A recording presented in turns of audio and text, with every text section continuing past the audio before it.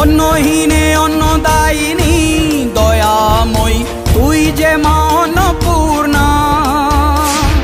সন্তান স্নেহে তুই মা যেন কল্যাণী সম্পূর্ণা। তোর কথা যেন মন্ত্রোচ্চারণ, বজ্র সম কঠিন অনুশাসন। ধৈর্যের সর্বংসহা পৃথিবী, ধর্ম ও ন্যায়ের প্রতিচ্ছবি।